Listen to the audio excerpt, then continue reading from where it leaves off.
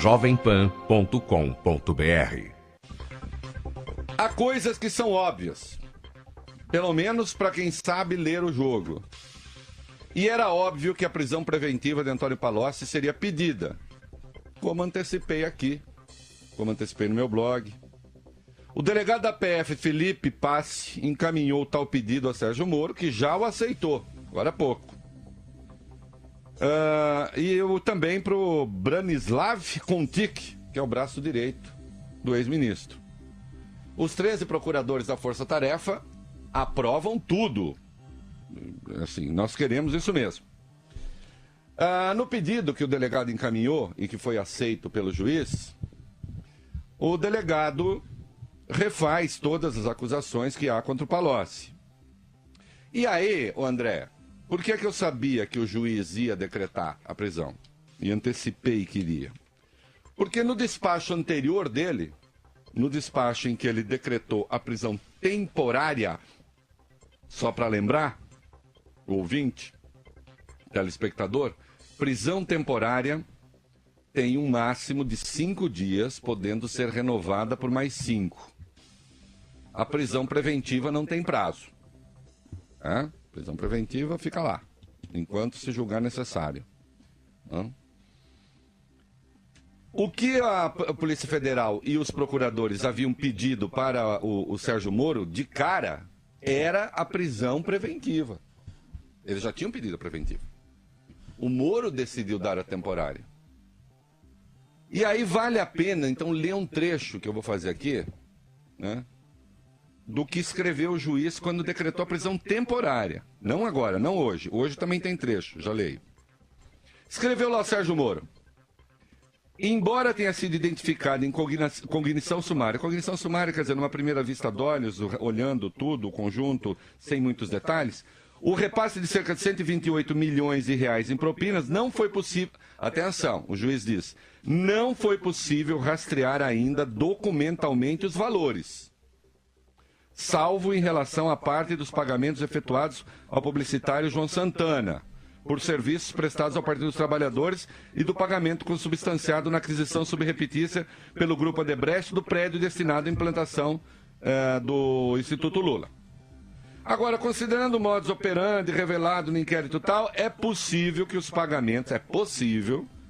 pagamentos tenham, em parte, ocorrido em contas secretas no exterior, ainda não identificadas ou bloqueadas.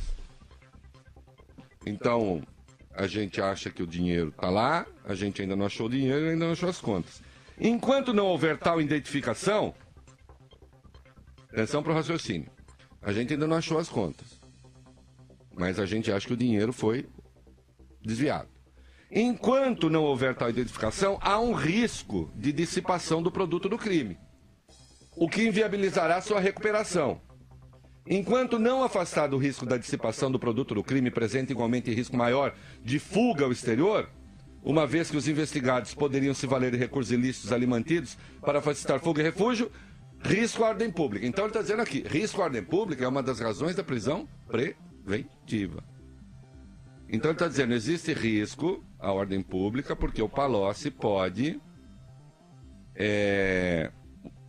esconder esse dinheiro, risco à ordem pública, ou pode fugir, risco de aplicação da lei penal. E onde que ele viu esse risco? No fato de o dinheiro ainda não ter sido achado. Então, como o dinheiro não foi achado, há o risco, segundo o juiz. O contexto não é de envolvimento episódico em crimes de corrupção e de lavagem de dinheiro, mas de recebimento sistemático de propina, remontando a relação entre o Grupo Odebrecht e Antônio Palocci.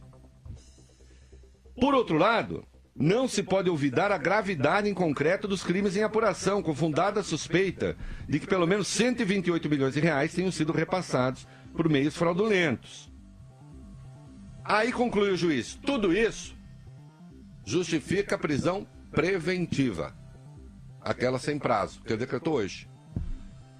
Aí não se sabe por que ele disse o seguinte, entretanto, reputo nesse momento mais apropriado em relação a eles a prisão temporária, como medida menos drástica, o que viabilizará o melhor exame dos pressupostos e fundamentos da preventiva após a colheita do material probatório. Então é o seguinte, ele disse, olha, eu acho que tem motivos para prisão preventiva, mas eu vou dar a temporária.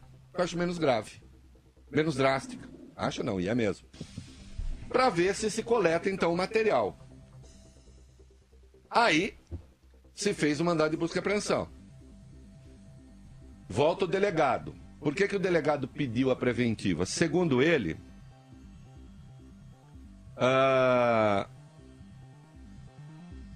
a diligência reforçou a suspeita de que Palocci atuava como um elo do PT com o Odebrecht, intermediando assuntos de interesse da empreiteira.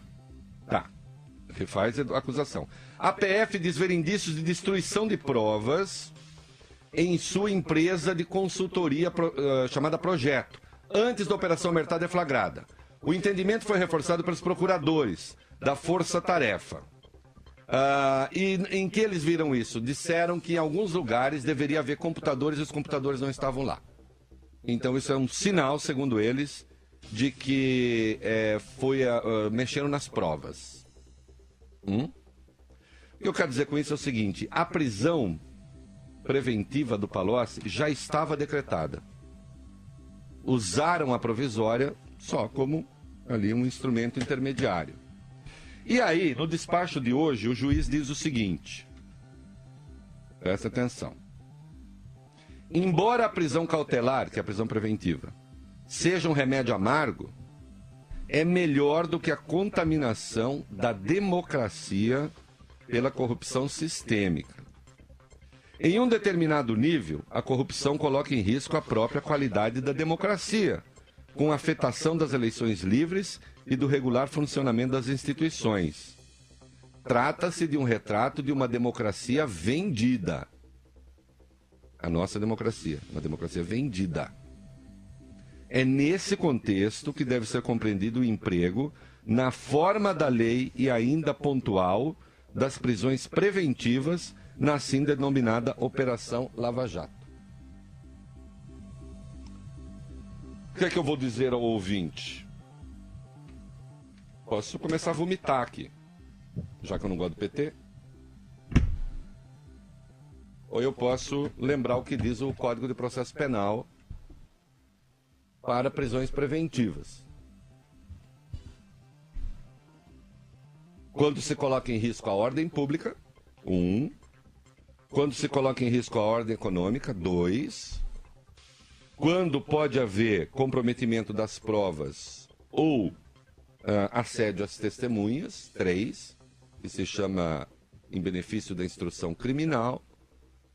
4, quando há risco de aplicação da lei penal, risco de fuga.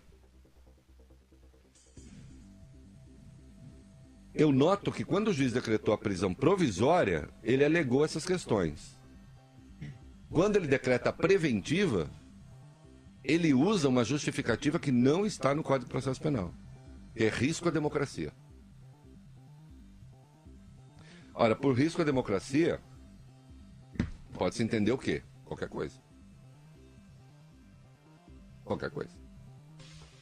Não existe democracia fora da ordem legal.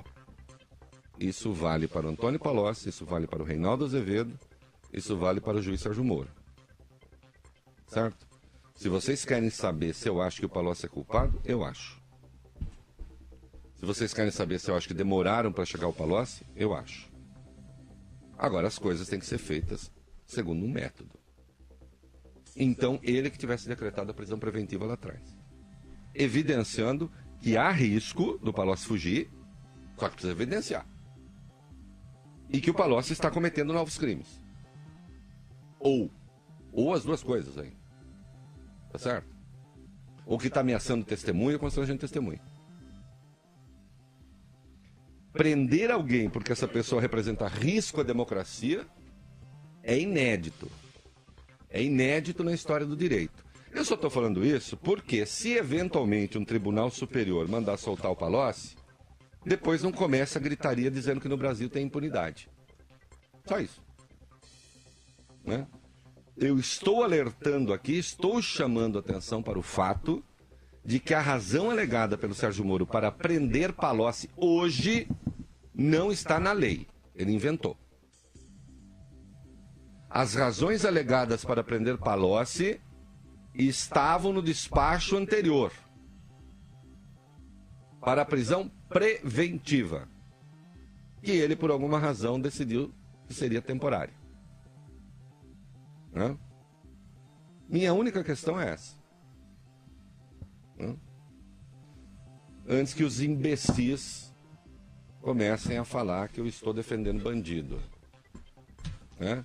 Que foi a mesma coisa que eu vi hoje por causa do meu texto na Folha de São Paulo, em que eu discordo do editorial do jornal, citando o editorial do jornal. O editorial do jornal disse, o editorial do jornal se opôs à anulação do processo que condenou 74 policiais, apenas de 48 a 624 anos, e no meu entendimento o editorial do jornal está errado. E eu escrevi um texto demonstrando isso. Aliás, coluna mais lida da Folha hoje. Né? Aí vem os idiotas, defendendo assassino. Não, defendendo a lei. Defendendo a lei. Só isso. E vou continuar a fazer, e é isso que eu faço. André Cito. Hashtag pronto, falei. Jovem Pan, colocando os pingos nos is.